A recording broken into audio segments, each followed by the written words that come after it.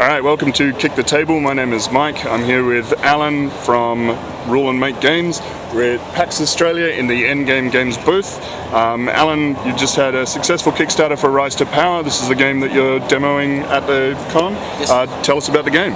Okay, it is a city building strategy card game, and this style of game is sort of, well, I started gaming from doing a lot of CCGs, LCGs, so I'm really comfortable with the card format, but I also got really heavily into sort of more Euro style games and strategy games. So I wanted to make something that was in the card format but had a system of growing complexity, and I really like the city building theme, so that's sort of where I started from. Excellent. Getting there.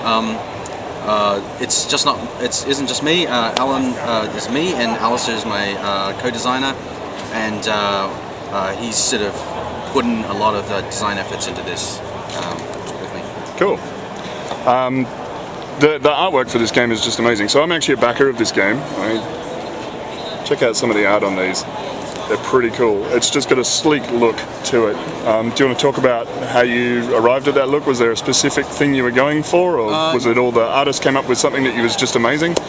So it's quite interesting. So we had a brief. Nick Smith is actually at the booth here as well. Yep.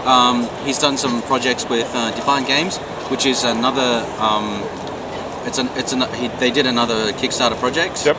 Called Hand of Fate, and we seeked him out because we really like his art style, but. This is not actually a typical art style that he does. Okay.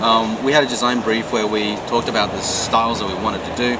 I actually did the graphic design work with placeholder art, and he sort of saw the graphic design was very sort of simple, geometric, and he really liked that style. And when I said to him, I wanted sort of utopian, this sort of more sort of positive outlook style of science fiction.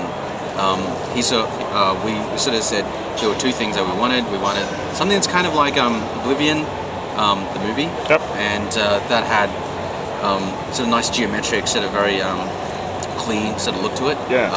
But also has a sort of subtle hint of maybe this can go really wrong, maybe further down the track. Yeah. And so we really like that. The theme is in that style as well. So that's why we sort of went with this sort of flat shading and a design style that probably haven't been seen a lot in board game designs. Yep. Yeah. So this is an early production copy.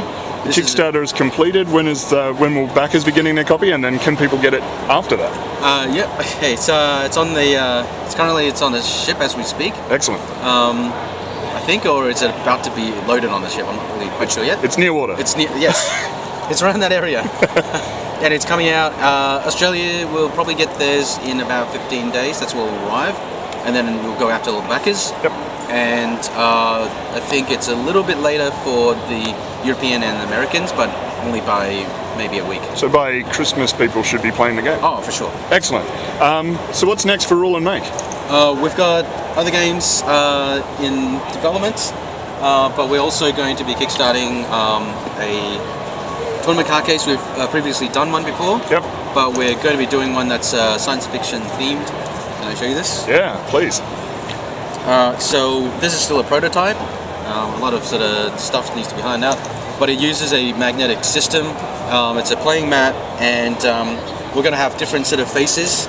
It's felt. Yeah, beautiful. And this one is sort of Android Netrunner compatible, as well as Magic. But we're going to be doing other styles for different other kinds of games. Okay. And this has about 20 different configurations. It can hold up to 1,600 unsleeved cards, or about 900 sleeved, by taking out all the compartments and sort of lining them up on the sides like this. Yep. And this is going to be on Kickstarter at some point as well. Okay, cool.